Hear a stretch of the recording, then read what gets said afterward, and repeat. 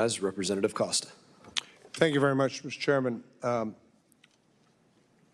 apologize if some of the questions have been asked to you previously because we've had overlapping committee hearings.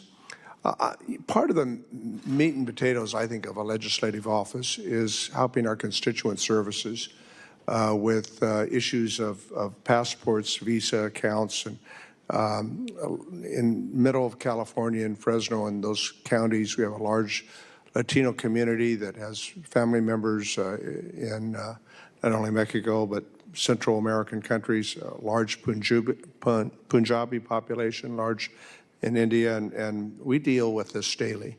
How many individuals within the Consular Affairs Bureau were terminated? My understanding is we did not make any cuts in the Consular Affairs Bureau.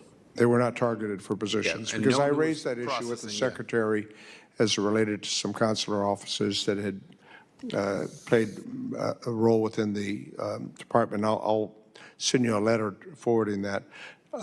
So then, what's your process? You have enough staffing to maintain current processing for passports on timelines?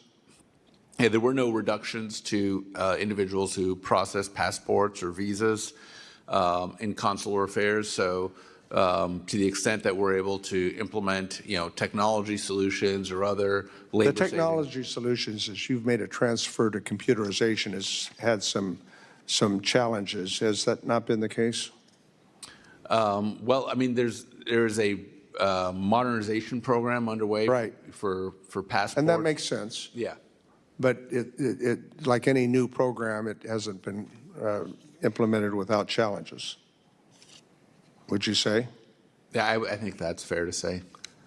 The issue on terminations, how many of the State Department employees, including Foreign Service officers, served in rotational assignments? Do you know?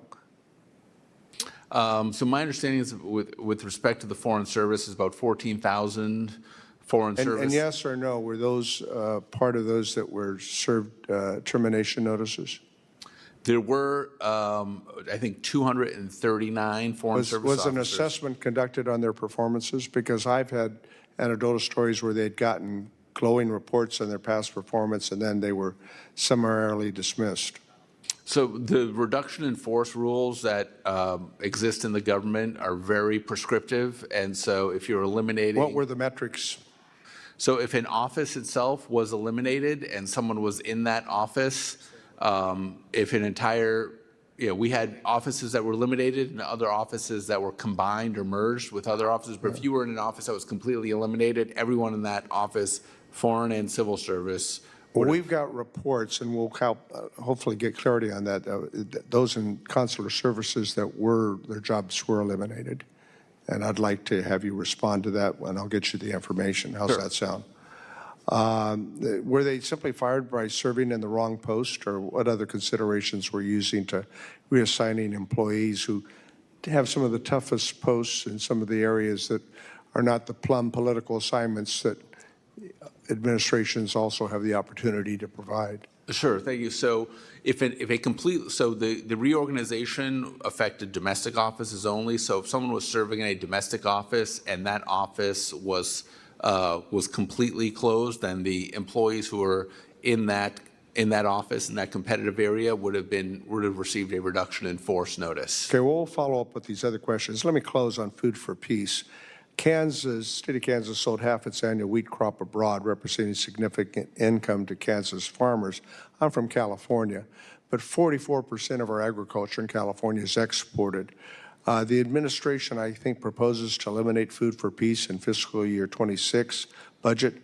It's terminated many of the contracts, meaning those same farmers have to find alternative markets for crops, and many of them have lost incomes in the process, and that doesn't even count the impacts in the hundreds and millions of dollars of USAID. How does cutting American farmers' market access and international sales make America more prosperous? Well, I'd have to look into that particular program you referenced, sir. I would like you to, please. Yeah, of course. And if you do, you might want to meet with some farmers or with recipients of the program to discuss the impacts of eliminating the program, not only Food for Peace, but what's been devastating in USAID, I believe. Yeah. I'd be happy to look into that, sir. I know the president is a big fan of our farmers and wants to see them He succeed. tells it all the time, but this mass deportation is a real problem, let me tell you. And the Secretary of Agriculture talked about people on their work requirements are going to take those jobs. Give me a break. And automation, it's not there. To Chair be now discussed, recognizes- continued. Thank you, Mr. Chairman.